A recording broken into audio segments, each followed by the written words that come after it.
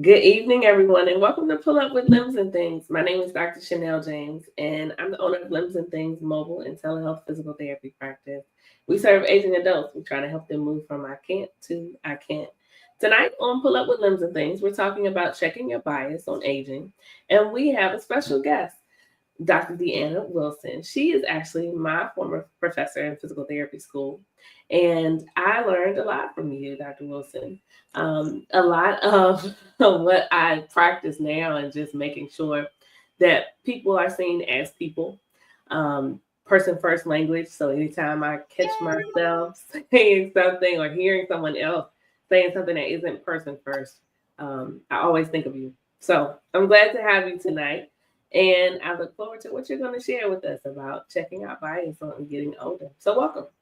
Thank you. Thank you for welcoming me. And I'm so happy to hear that you remember people first language. Yeah, That was so important for me when I worked at Alabama State and working with students and making sure that when we entered the field, that we respected our clients as people first, not in regards to their disabilities or their limitations. So I'm really happy to hear that that stuck with you and that you are implementing that in your practice. absolutely. So tell us a little bit about what you're doing now. Okay, so I am Dr. Deanna Wilson. I am a licensed professional counselor. I'm a national certified counselor. I'm a certified rehabilitation counselor, and I'm also a counselor educator. But I'm also a business owner, and I own Rehabilitation Training and Consulting LLC. And the purpose of my business is to work with professionals and paraprofessionals in the helping professions and train them so that they can refine their skills, transform their skills, and cultivate growing and learning for themselves as well as the clients. And so I'm happy to be here today to talk with you about aging and the bias that kind of happens when with older adults. Absolutely. So a lot of times we'll hear, I don't want to get older. I don't like how I look when I get old. We're always checking ourselves in the mirror. Do I have gray hair? Do I have any wrinkles? Am I looking old now? I hear a lot of people say, from a functional perspective, they don't want to have an assistive device because that makes them look old. And a lot of times we associate old with weakness or old Yeah. with I can't do something anymore. And I think the negativity of being old is what makes people not want to get old. But we know that the opposite of getting old is death. So we don't necessarily want the alternative. Absolutely. I would definitely agree with you. I have members in my family who are aging now who don't want to go out in public with their assisted devices, such as a cane or walker. They say the same things that you've just said, that it makes them feel like they're older, that weak, or that people might take advantage of them because they see them as inferior or less than. And I am here to help bust some of those myths and highlight some of the bias that we even in the professional fields and realms, the bias that we hold against older adults and why we don't want to do that. And so I really have this interesting quote that I found when I was developing a workshop on aging and bias. And it says that ageism is this odd ism that it is still socially acceptable in many ways. And it's true. Ageism is kind of like this odd ism where people think it's okay to hold bias, stereotypes, or to discriminate against our older adults. And the challenge there is that we all hope to make it into that club one day. And so we need to really look at and change our perception, some of our perceptions about older adults. And so I hope that that's one thing that people take away is how do I change my thought process, my perception of an older or an aging adult. Absolutely. And so we want to take a moment to give you an opportunity to remember that Pull Up with Limbs and Things is to confirm something you know, to challenge something you don't know, and to give you an opportunity to share that with someone else. So if you have a question, you can always put it in the chat and we'll answer it. So let's talk a little bit about what is bias. Oh yes, and so we hear bias in our the world every day now. It seems like it's kind of like that buzzword. But when we Yeah. talk about bias, what I'm talking about is the negative evaluation of one group and its members relative to another.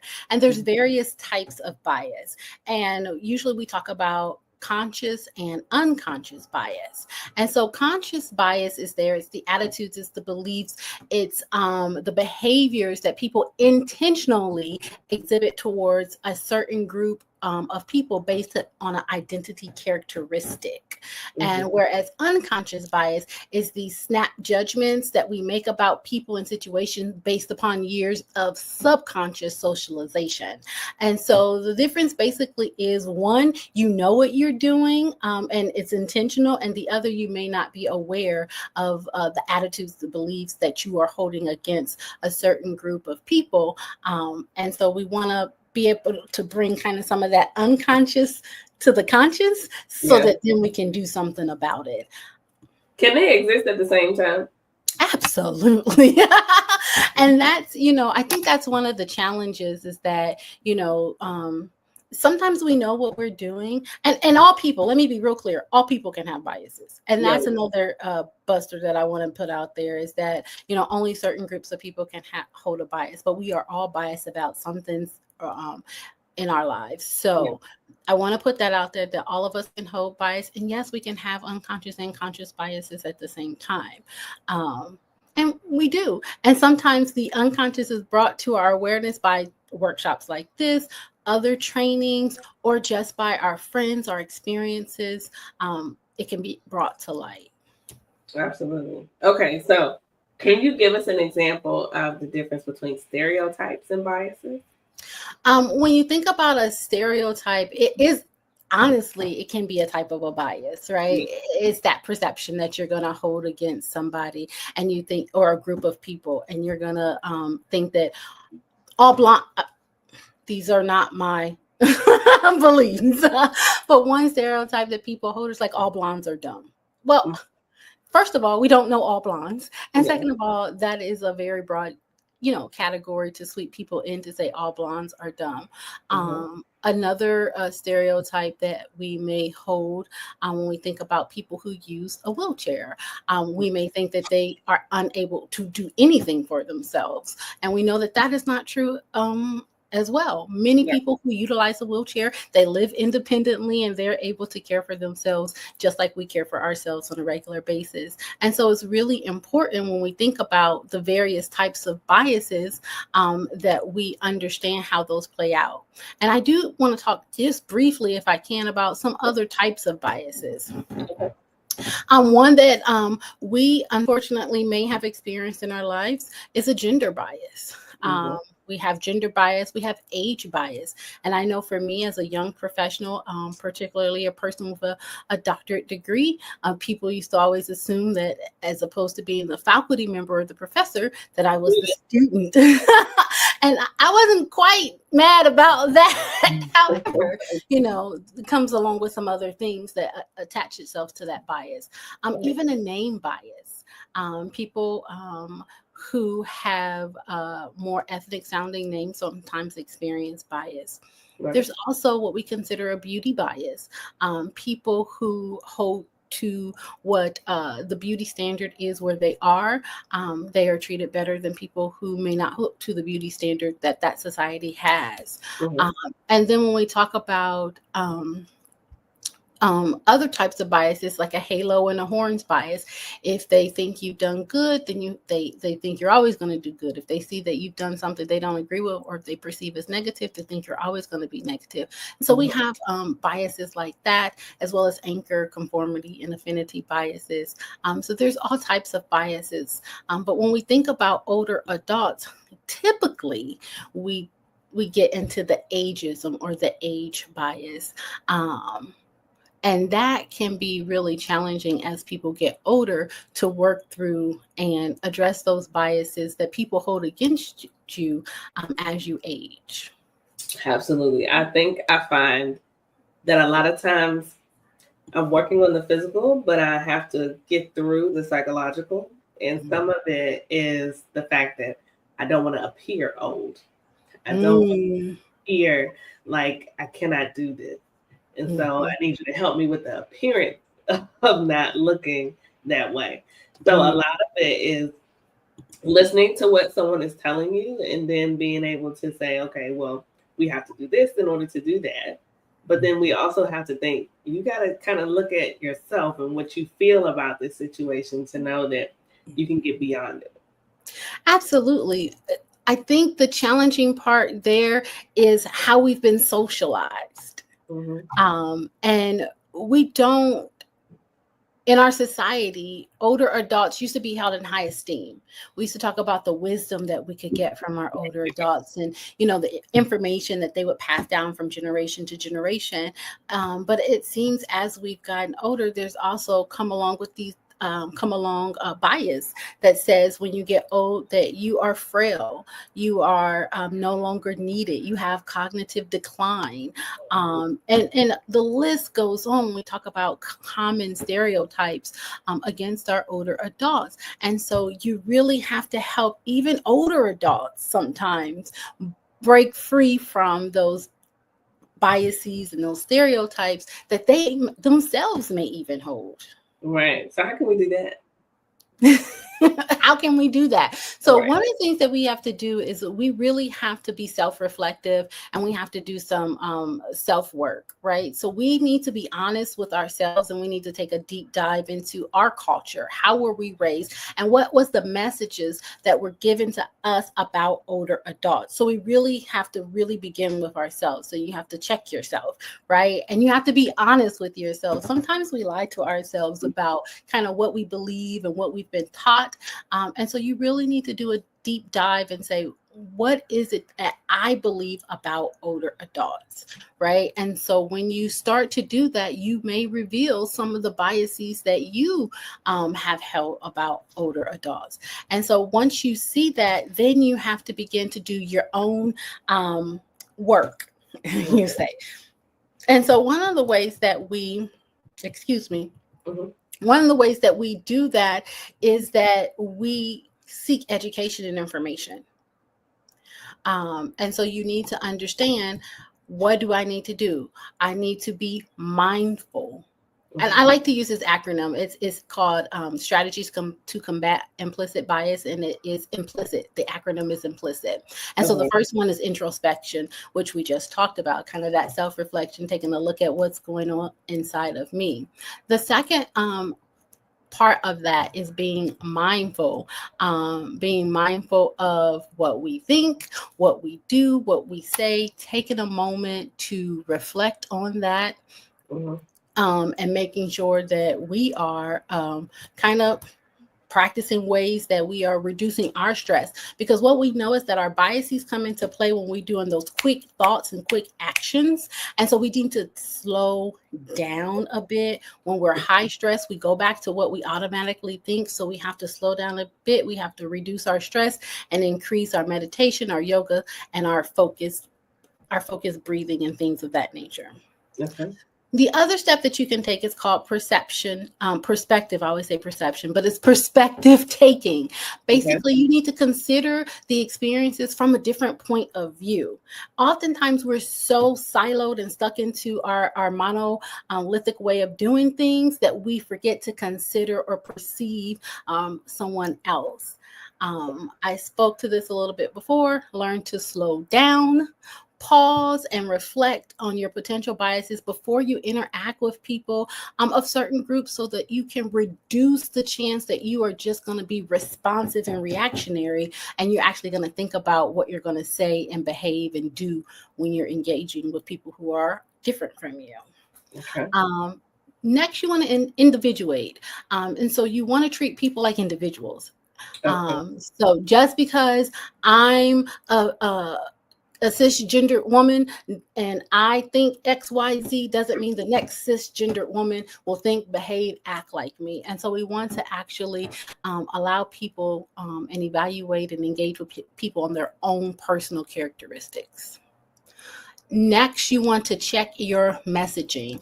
And so you want to look at evidence-based information and treatment practices to make sure that you are operating in the best interest of the client or the person you are working with. Mhm. We got just a couple of more. The next one is institutionalized fairness. So we want to actually look at our practices and our procedures and promote change where change is needed. We want to make sure that we're moving towards socially accountable actions and services for our clients. And then last but not least, you want to take two. We want to practice cultural humility, and that is a lifelong process of becoming self-aware, self-reflective, so that we can address actual power imbalances in the relationships we hold with our clients. And this isn't anything that I came up with. This is what I work with from an article. Mhm. The article is entitled "How to Identify, Understand, and Unlearn Implicit Bias in Patient Care," Oh, and it's by Ed Goose, Quiggu, and Sidhar. oh, And so just wanted you to know that I didn't develop that, but I think it's very helpful in yeah, looking at ways to reduce implicit bias that we hold with older adults. that's good. A lot of times we deal with the people. So from what I understood, that one is probably more of a PT one or ones for the healthcare realm. What about for those of us who are dealing with our aging parents or those of us who are Oh, dealing you with definitely need to practice those strategies as well, because I am a caregiver and my aging mother lives with me, and sometimes I have to take two yeah, because and also you really have to be kind, right? You have to practice kindness. You have to really stop and think about, again, the messaging that they've received and the hmm messaging that you know and that you've received. And when yeah, it's someone that you love and care about, you're more emotionally invested, and yeah. we tend to take things personal. But Mhm. we have to remember they are still an individual. They deserve respect. They deserve autonomy. And oftentimes we think, that we know better than they do what's best for them. But I always operate, even with my family, from a person-centered approach, in that they know what they want to do, and it's okay to give them information, but ultimately we need to allow them the autonomy to make the decisions for themselves while Right. they can. And so we talk about thinking about cognitive decline. Oftentimes we think, oh, they're getting older, they don't know. They do know, and we need to respect their decision-making process as long as they're able to make decisions for themselves. And we need to be kind to ourselves and kind to them when you're working and engaging with older adults. That is so true. That is so true. There are some people that comes easy to. There are some people where that's more of a challenge, especially when you have people who do have the cognitive decline part and the part where there are some biases that you are seeing rise up in you in the moment. And Mhm. so I think that the take two is that take 2 minutes for yourself. Just take two, yes. So I think that probably is maybe the single-handed most important thing for someone, just to take a minute and step back before you respond. And Absolutely. like you said before, we're so emotionally charged when you're closer to the situation. I find Absolutely. that I deal with a lot of familial issues in that regard, and people find it very difficult in the moment to not use that bias with the person. Absolutely. We work through this in our family as well. But the other thing I think is really important, and I know you thought that what I was saying was geared more towards professionals, but it's also geared toward us in our personal lives, because we Mhm. need to know what our biases are, because Yeah. it's going to be hard to take that too, because if you don't know that that's a bias and you think I'm just operating in the best interest of XYZ, you're going Mhm. to continue to exhibit that type of behavior. So that works really well with individuals who are not in the professional realms, who are dealing with their family members, or their friends, or loved ones. You do still need to understand, what are my bias triggers, right? So what are my bias triggers? What's going to get me there? What are some practical strategies in the moment that I can implement so that I am not operating in my biases, and then even for us as personal caregivers or engaging with our older family members, friends, loved ones, we need to also know what are those resources out in the community that can help us help them, right? And so you need to be aware of that. And last but not least, I think you still need to understand, what is your commitment to unlearning some of the things that you have learned so that you can engage better with those loved ones, friends, or family members. And I hear someone saying, but I'm in it right now. So what can I do right That now? take two when you're in it right now. Because sometimes, bite your tongue a little bit. You have to go, Yeah. okay.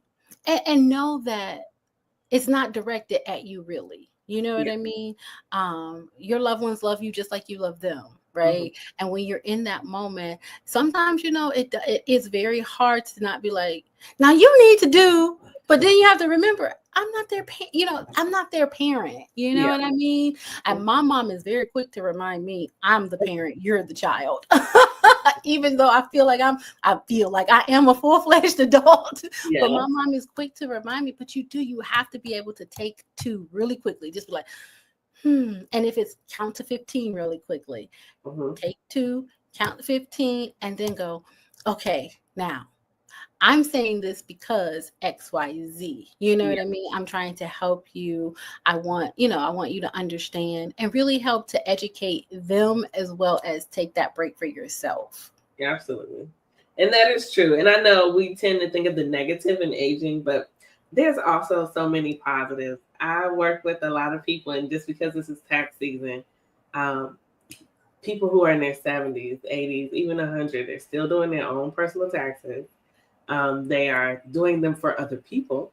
That is It wonderful. is. And they do these brain games. One of my pages told me about Wordle. I wasn't even a person that did that. But now I do that on a regular basis. So there are ways that you can keep cognitively sound.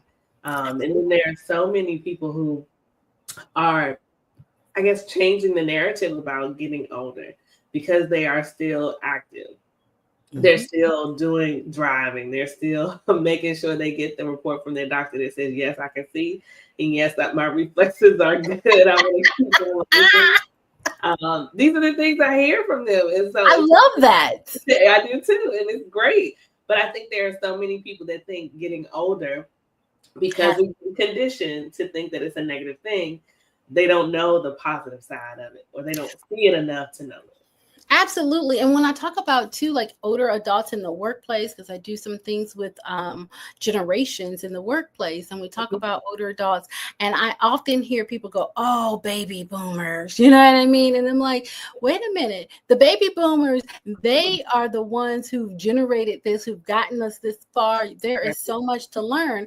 And oftentimes, though, my baby boomers, they give it right back to them, and they'll say, all we need to do is put it in a book, and you all aren't going to know what's going on, because technology and things of that nature. And so what I like to say is we need to bridge a little bit of the old with a little bit of the new to keep this thing going and really respect and value what our older adults bring to the table. And I do believe that, though, on the flip side too, because we hear a lot about millennials and this, that, and the other about millennials. And so I think value and respect goes a long way, because I think you can learn from both, all generations rather, whether they're older or younger. And I think that's important because you mentioned it before, how we need to make sure that we're looking at both from the positive side of it, as well as thinking that there's not necessarily a negative in everything. Because like you were saying with the, what did you say? All blonde, something about blondes. Oh yeah, they'd be like, all blondes are dumb. Like, You what? don't know all blondes. You don't know all millennials. You don't know all baby boomers. And Absolutely. everyone has, different things that they bring to the table. But it is definitely good to consider each point of view and making sure that we don't hold the negative biases and get rid of them if we can. Absolutely, because people over 65 is our fastest growing segment of the population. And Yeah. so we do not want to alienate ourselves from the people, the fastest growing segment of the population. They have all this wealth, they have all this knowledge to be able to pass down to us. They're going to account for, most of our population in about 5 years, 20% of our population in about 5 years. And so we really want to keep them engaged. We want to keep them engage with society, and we want to learn as much as we can, and we want them to feel good about themselves as well. And so I think it's important that we have and continue to have conversations about aging and bias and stereotypes, and we continue to bust those myths out there about older adults. Absolutely. Well, I thank you so much for joining, and I appreciate all that you've shared. Thank you for having me. It's been fun. Good. So, if you have a final thought on anything that we talked about, please share it. Well, I would say the final thought is that remember, the opposite of getting older is getting dead, and we do not want that. And so we really want to kind of change the conversation, change the narrative when we're talking about older adults. We want to value and respect our older adults, and really remember that you are operating out of your care and concern oftentimes, but sometimes we got to check ourselves and we got to check our messaging. And so don't forget to be self-reflective and introspective, and remember, you can always take two in the moment. Absolutely. And how can we connect with you? You can connect with me at my websites right there, rejuvenationtrainingandconsulting.com, also at rejuvenation2.llc@gmail.com. Happy to hear from people and talk with people. And please check my website for upcoming events, because I have lots of workshops and trainings that I do offer on various topics. Bias in older adults is just one. I'm also a CEU provider for counselors nationwide, as well as play therapists nationwide, and counselors, social workers, and marriage and family therapists in the state of Ohio. So connect. You can find me also on Facebook, Rejuvenation Training and Consulting. Awesome. Thank you so much, Dr. Wilson. It's a pleasure to see you again. And thank you for all that you shared. Thank you. Thank you for having me. Absolutely. Good night, everyone. Good night.